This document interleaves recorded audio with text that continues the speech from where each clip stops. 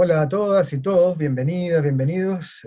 Hoy estamos haciendo este video para el Congreso Ideológico del Partido de Igualdad, tratando uno de los 5 temas centrales que tiene que ver con los procesos de descolonización. Hoy día nos va a acompañar Ramón Grossfogel, sociólogo puertorriqueño, que ha sido durante varias décadas profesor de la Universidad de Berkeley en California, ahora reside en México, uno de los fundadores de lo que fue el grupo Modernidad Colonialidad y impulsor del pensamiento decolonial hace ya varias décadas. Y ha estado con nosotros también en Igualdad en distintos momentos, en el movimiento de pobladoras y pobladores en lucha también. Hoy día entonces queremos pedirle a Ramón que nos pueda hablar en específico, en 20 minutos, 25 minutos, sobre la visión del pensamiento descolonial que es que hace la diferencia entre una decolonialidad bien despolitizada, que no es antiimperialista, que de alguna manera se queda en la torre de marfil de la academia, y una comprensión de la decolonialidad que es antiimperialista, y que tiene fuertes conexiones con el pensamiento marxista latinoamericano. Esto es importante para nosotros, toda vez que los procesos de descolonización, ¿cierto?, tienen que ver con el mundo indígena, pero también con el mundo mestizo, los sujetos populares, que los quienes habitamos en la ciudad somos probablemente los más colonizados. Y es importante hacer estas distinciones para no perderse, porque hoy en día ya hay un parteaguas entre esta decolonialidad light, vamos a decir así, y una bien radical. Cuéntanos, Ramón, ¿cómo es tu visión al respecto? Sí, muchas gracias, Ignacio, y quiero enviar un saludo al Congreso de Igualdad. Yo tengo mucho respeto por el trabajo que ustedes hacen. Vengo siguiéndolo ya desde hace muchos años y estoy en completa solidaridad con la lucha del pueblo chileno y la lucha que ustedes llevan dentro del Estado chileno.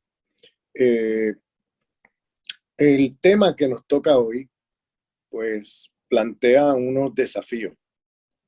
Déjame empezar por decir que para aquellos que no conozcan lo del giro decolonial, la perspectiva que manejamos cuando decimos descolonizar hoy es muy diferente a lo que decimos por descolonizar en el siglo XIX. En el siglo XIX se entendía por descolonización fundamentalmente una descolonización jurídico-política de un imperio, o sea, separación, independencia, liberación del control imperial sobre los países, es decir, la destrucción de administraciones coloniales y la instauración de un Estado nacional dentro de los diferentes territorios donde se dieron estas luchas contra el Imperio Español y contra, más adelante, contra los portugueses. Esto tiene una serie de implicaciones, porque esa primera independencia fue una independencia inconclusa, es decir, una descolonización incompleta.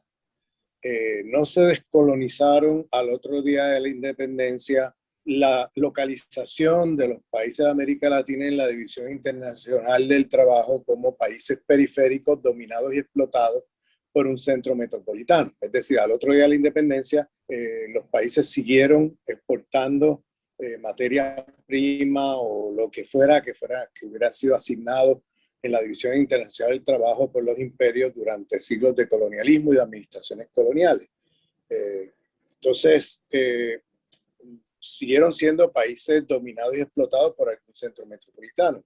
En un primer momento del colonialismo, bajo el colonialismo, las administraciones coloniales fue España y Portugal. Más adelante fue cuando las independencias truncas, esas primeras independencias, fue bajo estructuras neocoloniales del Imperio Británico. Y más adelante bajo el neocolonialismo estadounidense. Entonces estamos hablando de una independencia que nunca se descolonizaron completamente. Las estructuras, por ejemplo, de dominación raciales, eso siguió hasta nuestros días. Las estructuras, por ejemplo, de dominación patriarcal, sobre todo el patriarcado de la cristiandad, que fue el que se globalizó y llegó a nuestras tierras, y está aquí hasta el día de hoy con nosotros. Eso nunca nos descolonizamos de eso. La colonización trajo también estructuras epistémicas que privilegiaron el pensamiento eurocéntrico sobre otras formas de pensar en el mundo, otras epistemologías, otras cosmovisiones. Entonces entramos en una situación donde el eurocentrismo se convirtió en la manera de pensar en nuestros países, colonizando nuestras mentes. Y eso no nos descolonizamos al otro día de la independencia. De hecho, hasta el día de hoy seguimos con estructuras epistémicas racistas y sexistas del eurocentrismo a escala mundial. O sea, todavía estamos leyendo hombres, y son hombres blancos europeos o occidentales de 5 países. Estamos leyendo un francés, un alemán, un británico, un estadounidense y un italiano. Y esa es la estructura de conocimiento que se privilegia en las universidades y en las formas de pensar en las mismas izquierdas. Y lamentablemente no nos hemos descolonizado de eso. Y puedo seguir en la lista. Bueno, el ecologicidio, esas formas también de destrucción de la vida y de la naturaleza que se instauran con el proyecto occidentalocéntrico. Por eso yo hablo de occidentaloceno y no de antropoceno, porque es una civilización de muerte la que está destruyendo la vida en el planeta Tierra. No somos los seres humanos, es las lógicas estructurales de una civilización la que está produciendo esto. Es la modernidad capitalista occidental que en su afán de riqueza se lleva por el medio lo que sea, incluyendo la vida, la naturaleza, la ecología planetaria, y que además, si encima de eso le añades la cosmovisión dualista cartesiana, que divide de manera, digamos, estúpida la idea esta de división entre la vida humana y la vida de la naturaleza, como si fueran dos, eso es lo que se llama el dualismo cartesiano, que es como si fueran dos ontologías separadas una de otra, es decir, que si tú destruyes la naturaleza, la vida humana sigue porque la has concebido como insulada, como separada, como aislada de la vida en el cosmos, en la naturaleza que te rodea. Bajo esa cosmovisión, pues llevamos 400 años produciendo tecnología bajo cosmología dualista cartesiana destructiva de la vida. Entonces, bueno, podemos ir sobre la lista. Yo identifico en mi trabajo 15, 16 jerarquías de dominación en esta civilización que yo nombro, a riesgo de sonar ridículo, con una frase larga para poner en la mesa todo lo que está en juego. Y yo lo nombro como sistema mundo capitalista patriarcal, occidentalocéntrico, cristianocéntrico, moderno colonial. Entonces uso una frase larga así para llamar la atención de que estamos hablando de una civilización con múltiples jerarquías de dominación, de la cual el capitalismo histórico, el capitalismo realmente existente, es un resultado, es decir, está producido desde adentro por las lógicas civilizatorias de esta civilización moderna occidental, que son lógicas civilizatorias de muerte. Por ejemplo, si el capitalismo es genocida, es porque está organizado desde adentro con las lógicas racistas de la modernidad occidental. Si el capitalismo es feminicida, es porque está organizado desde adentro con las lógicas patriarcales de la cristiandad de la modernidad occidental. Si el capitalismo es epistemicida, es porque está organizado desde adentro con las lógicas eurocéntricas de la modernidad occidental. Si el capitalismo es ecologicida, es porque está organizado desde adentro con las lógicas dualistas cartesianas, que es la cosmovisión hegemónica de la modernidad occidental. Aquí cuando digo cristiandad, estoy hablando de algo muy diferente al cristianismo, valga la aclaración. Cristiandad como la ideología de Estado que se instaura, una tergiversación realmente del cristianismo para justificar a los ricos y a los poderosos, ¿no? Sobre los dominados y explotados. Una ideología de legitimación de los poderosos, de los ricos, de los explotadores, y a eso le llamo cristiandad. Eso es muy diferente al cristianismo. Bien, eso lo digo y lo aclaro porque muchas veces la gente malentiende esto y quería dejarlo claro. Entonces, este tema de la relación entre modernidad y capitalismo es muy importante porque ya no podemos, esto tiene consecuencias políticas. Esto parece una discusión filosófica abstracta, pero no lo es.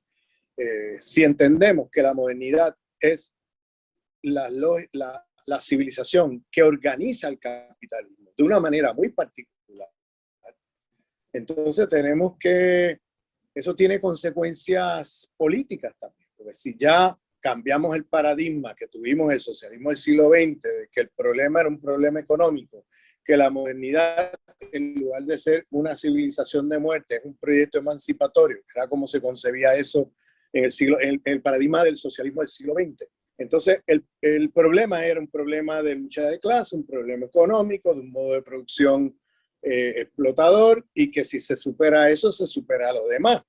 Pues resulta que en la experiencia histórica del socialismo del siglo XX no solamente no se superó el patriarcado, no solamente no se superó el racismo, no solamente no se superó el eurocentrismo, no solamente no se superó el ecologicidio, no solamente no se superó las estructuras urbanas destructivas de la vida sobre las estructuras rurales, no solamente no se superó el comunitaricidio, la destrucción de comunidades para privilegiar la sociedad moderna con seres humanos aislados, individualizados, creando el mito de el individuo que se autogenera y se autodetermina sin relaciones sociales y sin comunidad con otros seres humanos. O sea, no solamente nada de eso se superó, sino que ni siquiera se superó lo que se propusieron superar, que era el sistema capitalista, porque sin atender las lógicas civilizatorias que organizan ese sistema, sin luchar contra esas lógicas civilizatorias, el problema es que vas a nuevamente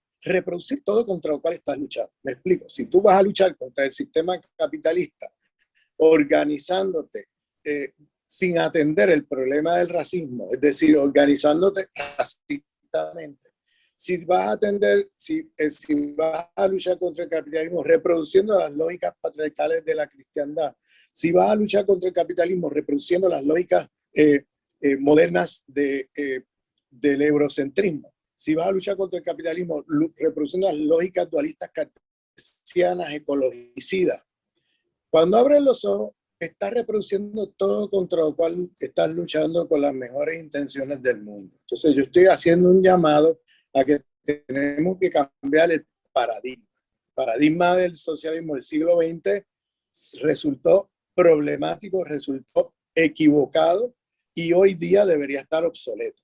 Hoy día tenemos que movernos a un nuevo paradigma que nos permita entender la complejidad del monstruo de 15 a 16 cabezas contra el cual estamos luchando. Y para luchar contra el capitalismo histórico tenemos que atender la multiplicidad de las opresiones. ¿Por qué? Porque esas opresiones organizan al capitalismo. Y si no las atiendes, las vas a reproducir en la propia lucha contra el capitalismo y entonces no vas a poder luchar, no vas a poder erradicar el capitalismo o destruirlo. ¿Por qué? Porque estás organizándote y reproduciendo las mismas lógicas que organizan el sistema que tú quieres destruir. Entonces terminas reproduciendo el sistema nuevamente. Entonces, por tanto, tenemos que movernos a un paradigma que tome en cuenta en la lucha anticapitalista todos los otros ejes de dominación que organizan el capitalismo y que son ejes de dominación que tenemos que atender como parte de la lucha. Tenemos que ser antisistémicos. Es decir, tenemos que entender que aquí estamos hablando de una civilización, que esa civilización está destruyendo la vida planetaria, que está asesinando millones de seres humanos de múltiples formas continuamente y que si nosotros no hacemos un cambio de paradigma y seguimos pensando que el tema es un tema económico y que resolviendo lo económico lo demás se resuelve, volvemos a repetir los problemas del socialismo del siglo XX. Y yo no digo esto con arrogancia, yo tengo un gran respeto por todos los compañeros y compañeras militantes que dieron su vida por la revolución en el siglo XX. Esto lo digo con humildad y con reconocimiento y admiración, pero nosotros en el siglo XXI tenemos que aprender de sus errores. Ellos serían los primeros que nos dirían a nosotros: no sean tontos, aprendan de nuestros errores y echen para adelante. Y no hagan lo mismo que hicimos nosotros, mejoren mejoren el paradigma, mejoren la estrategia y de verdad hagan una lucha en el 21 que verdaderamente acabe con esto. Porque si no acabamos con esta civilización de muerte, va a acabar con nosotros. Ese es el tema. Y estamos en una situación, una coyuntura donde se acerca este tipo de momento donde va a ser la vida o el capital, la vida o la modernidad. Entonces, estamos ya en una disyuntiva donde se acercan momentos definitorios, donde ya no podemos seguir hablando de la decolonialidad. Esta crítica, esto que yo acabo de escribir, de la misma manera que hablábamos hace 15 años. ¿Por qué? Porque han pasado muchas cosas de allá para acá. Yo, por ejemplo, pensaba que cuando uno decía decolonial, se asumía y se presuponía que uno es anticapitalista, antipatriarcal, que uno es antidestrucción de la naturaleza, que uno es antirracista, que uno es antieurocéntrico, y que uno es antiimperialista. Bien, para mí se presuponía todas esas, o sea, uno es antisistémico porque uno va contra todas esas estructuras de dominación, pero sobre todo el antiimperialismo era una cosa que se caía de la mata, o sea, era obvio de que si tú dices decolonial, pues tú eres antiimperialista. Resulta que no, resulta que hubo una corriente dentro de esto que se llama el giro de colonial América Latina, una corriente, como dijiste, una corriente despolitizada, que yo le llamo descafeinada, que yo le llamo decoloniales coloniales, que resulta que a la hora de las luchas álgidas contra el imperialismo de América Latina y sobre todo contra gobiernos antiimperialistas, se van ido del lado del imperio, repitiendo las tesis y las mentiras y los fake news del imperio. Como por ejemplo, gente de la red de modernidad colonialidad que firmaron documentos contra el gobierno de Maduro, supuestamente que iban contra, vamos, que el gobierno de Maduro es un gobierno dictatorial, que es una dictadura autoritaria y todo esto. Y lo mismo luego dijeron de Evo Morales en medio del golpe de Estado. O sea, siempre aparecen en momentos álgidos con estos documentos. En medio del golpe de Guaidó sacaron un documento atacando el gobierno bolivariano, incluso reuniéndose con Guaidó. Ese grupo que produjo el documento y recogió firmas de toda esa gente, en enero del 2019, en el medio del golpe de Guaidó, cuando Guaidó se para en una plaza y se autonombra presidente de Venezuela, y ya vimos todo el dinero que se robó con eso, porque al ser reconocido él como presidente, él firmó un montón de decretos que permitió al imperio americano congelarle cuentas a Venezuela como país en Europa, en Estados Unidos, por todos lados, miles de millones de dólares. Le han congelado el oro que tienen en los bancos de Londres, le han expropiado prácticamente la empresa Citgo en Texas, que es una empresa que le dejaba a Venezuela 30.000 millones de dólares al año. O sea, estamos hablando de una piratería internacional. Y esta gente que firman ese documento atacando el gobierno bolivariano como autoritario, con las mismas tesis que Guaidó y el imperialismo, pues aparecen reunidos con Guaidó en enero del 2019, en pleno golpe de Estado, y cuando salen de la reunión se enfrentan a una conferencia de prensa y dicen que Guaidó es más legítimo democráticamente que Nicolás Maduro. O sea, una cosa inverosímil, ¿no? Entonces, claro, ahí me di cuenta que ya no podemos decir solamente decolonial. Eso no es suficiente. Hay que volver a decir antiimperialista decolonial o decolonial antiimperialista. Hay que ponerle apellido a las cosas. Porque ya no es evidente ni obvio que cuando tú dices decolonial que tú eres antiimperialista. Entonces yo por eso ahora algo que parecía un oxímoron, una redundancia de colonial antiimperialista, pues hay que usarlo, porque de lo contrario no se entiende hoy día, después de lo que ha pasado, de qué lado de la trinchera tú estás. Entonces hay que ser antiimperialista. O sea, no todo antiimperialista es decolonial, pero todo decolonial es primero y antes que nada antiimperialista. Bien, ese es un primer punto.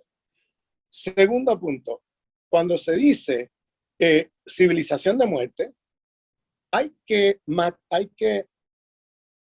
ver cómo se materializa esa civilización hoy en el sistema mundial en que estamos. Hay que ver quiénes son los actores políticos y las estructuras de dominación, de dónde vienen, cómo se producen, y ponerle un nombre, nombrarlo. Pues si yo digo civilización de muerte y lo dejo en el plano abstracto, que es lo que pasa con muchos de estos decoloniales descafeinados, entonces no hay política posible. Es todo moral, es todo crítica moral, es todo más bien criticando de una manera abstracta, sin que haya una política de transformación del sistema en que estamos. Entonces yo ahí hago algunos ajustes y digo, hoy día digo que estamos hablando de que esa civilización de muerte está encarnada, materializada, concretizada en el sistema imperialista mundial. Es el sistema imperialista mundial el que hoy día produce y reproduce esta civilización de muerte con sus múltiples jerarquías de dominación.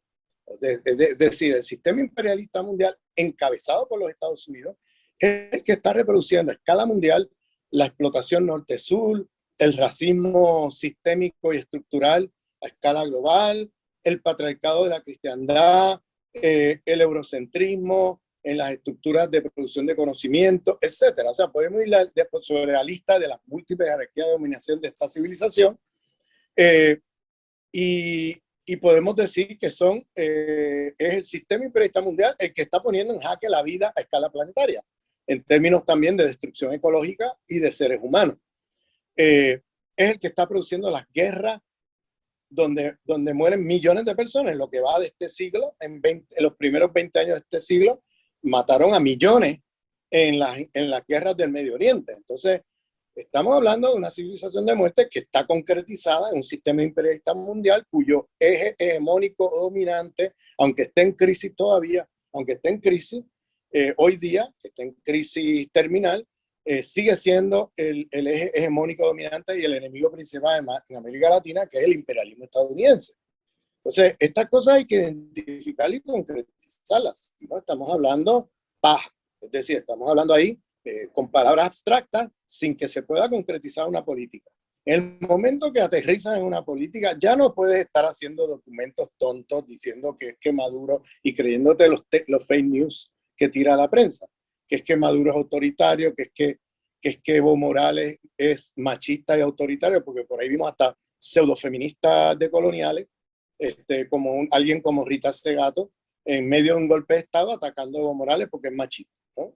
Y por ahí vimos también Raúl Civechi, y vimos a Silvia Rivera Cusicanqui diciendo que aquí no hay un golpe de Estado, que eso es una rebelión popular. Bien, o sea, cosas por el estilo que tú dices, pero ¿y qué le pasó a esta gente? Vamos, ¿de qué lado de la trinchera están? Y lo mismo pasa en Venezuela. Por ahí escuchamos, ahí vimos las listas de nombres que firmaron esos documentos en medio de la guarisma en el 2017, en medio de, ¿sabes? Las guarismas son los grupos paramilitares que el imperio puso en las calles en Venezuela matando gente, para luego decir en la prensa internacional que es que Maduro está matando a la oposición en la calle. Ese es el tipo de cosas que de Guaidó, con documentos también firmados, y recordemos que el del 2017 lo encabezaba Aníbal Quijano, porque aquí viene otro tema, que es cuál es la relación entre la lucha, un debate también muy eurocéntrico que también tenemos que hoy día dilucidar, que es entre anarquismo y estatismo. Es un debate de la izquierda europea que se extrapoló a América Latina y tenemos una división así binaria entre los anarquistas y los estatistas en América Latina, en la izquierda. ¿Bien? Y eso es una importación, un debate de huevo y la gallina eurocéntrico. Si nosotros miramos la práctica política y el pensamiento decolonial de Hugo Chávez Frías, el comandante Hugo Chávez solucionó el problema, porque él decía, señores, hay que ocupar el Estado para interrumpir las lógicas de dominación, neoliberales y de otro tipo. Si no lo ocupamos nosotros, lo ocupa la derecha y te van a destruir. Entonces hay que ocuparlo para interrumpir las lógicas neoliberales, para las lógicas de dominación, patriarcales, racistas, lo que sea, pero al mismo tiempo sin hacernos de ilusión que de ahí van a venir todas las soluciones, porque es un Estado moderno, capitalista, patriarcal, racista, que se hereda, en el caso de Venezuela, la Cuarta República, pero en el caso de América Latina, de las repúblicas existentes, y tienes que ocuparlos, porque si te lo ocupa la derecha, no vas a poder hacer nada, te van a reprimir, te van a impedir hacer de todo. Entonces, ocúpalo, pero al mismo tiempo sin hacerte ilusiones que todas las soluciones van a venir por el lado del estatismo. Hay que lanzar un andamiaje, que es lo que él llamaba el poder comunal, como estrategia de largo plazo para ir reemplazando a ese Estado moderno capitalista por un Estado comunal. Es decir, hay ese Estado que siempre ha decidido en sustitución y contra el pueblo, tenemos que sustituirlo por un Estado donde sea el pueblo decidiendo por sí mismo. Es decir, el pueblo autogestionándose él mismo. Entonces, eso significa entonces una lucha de largo plazo para que ese Estado comunal paralelo al Estado moderno que se va construyendo, siendo apoyado por el mismo Estado moderno porque lo está ocupando la izquierda, vaya creciendo y vaya sustituyendo ese Estado moderno en el largo plazo en las decisiones políticas y también en la producción económica. Entonces ahí ya rompió Hugo Chávez con ese planteamiento, ese binario de anarquismo o estatismo. Y dice, son las dos cosas al mismo tiempo.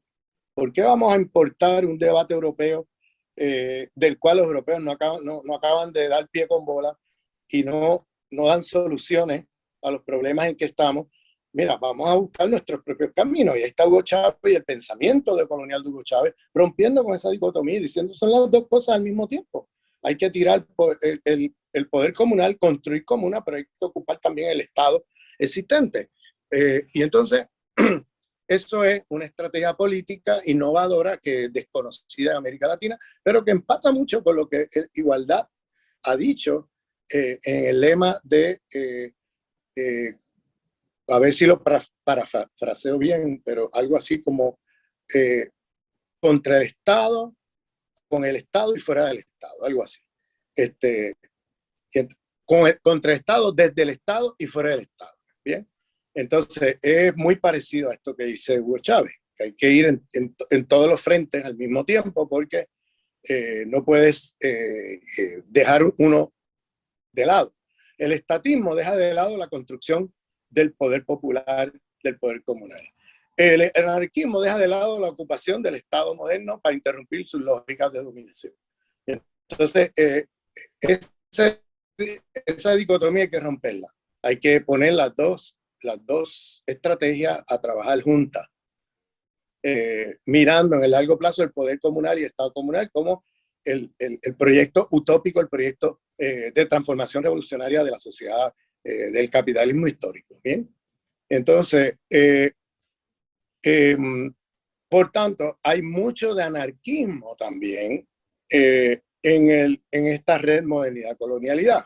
Hay mucho anarquismo en el sentido de que hay un antiestatismo visceral encabezado por Aníbal Quijano que permeó a mucha de esa gente y claro, cualquier cosa que venga al Estado ya se opone, aunque sea un Estado con un movimiento antiimperialista ocupando el Estado. Entonces, ahí se pierde de vista la política, ahí te quedas haciendo moral y haciendo moral siempre quedas bien, porque haces crítica súper, hiper radical contra todo el mundo, derecha, izquierda, pero eso es hacer moral, eso no es hacer política, porque al final haces moral, pero no cambias el mundo. Y entonces dejas el status quo intacto, porque no te embarras las manos con la política.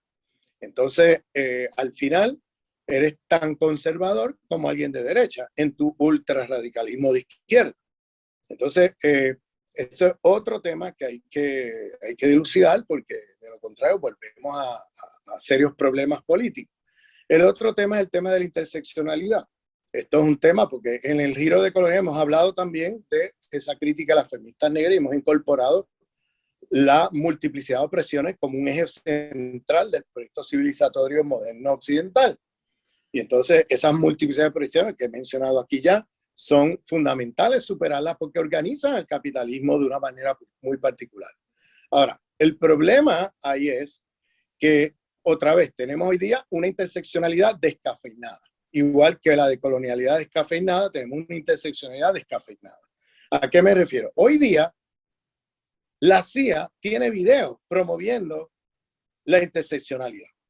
Bien, entonces cuando tú tienes la CIA promoviendo videos de interseccionalidad, te tienes que preguntar entonces, bueno, pues entonces, ¿qué concepción de interseccionalidad yo tengo o tenemos que se distinga de esa concepción de interseccionalidad? Porque tenemos videos de la CIA con agentes de la CIA yo soy chicana, yo soy racializada, yo soy mujer, soy racializada, soy lesbiana, y además vengo de clases trabajadoras. Entonces yo soy interseccional, así. Hay videos de la CIA, están en inglés, no están en castellano, pero están en inglés, hablando así, agentes de la CIA hablando así. Entonces te tienes que preguntar, bueno, ¿y qué pasó aquí? Bueno, pues pasó una cosa muy sencilla, que es lo mismo que pasa con los decoloniales coloniales.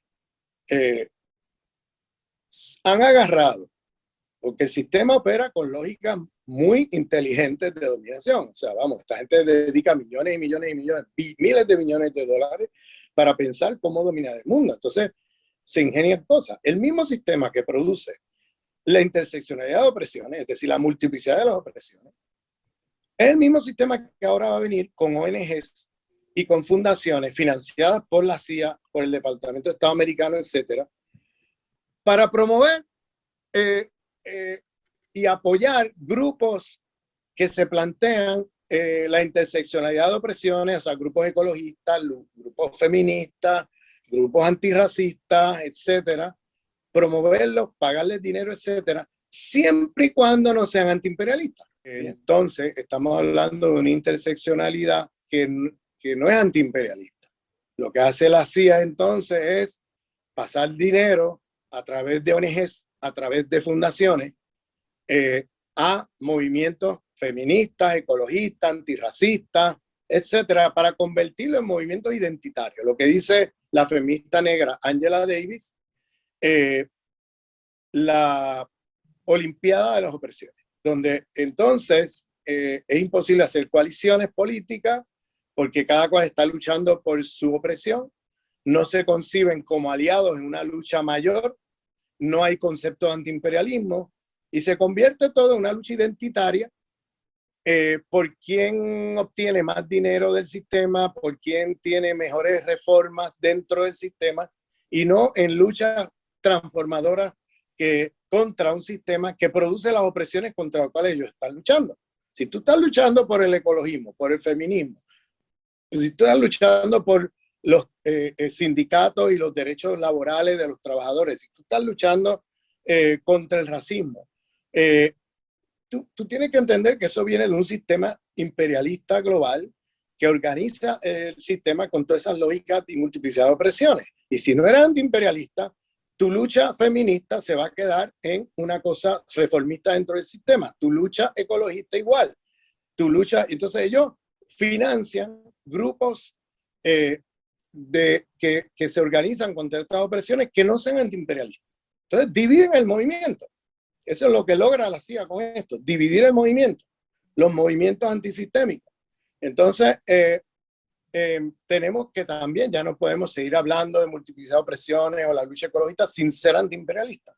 Si tú eres feminista y no eres antiimperialista, si tú eres ecologista y no eres antiimperialista, si tú eres antirracista y no eres antiimperialista, si tú eres anticapitalista y no eres antiimperialista, es que estás transformando la lucha antisistémica en una lucha reformista.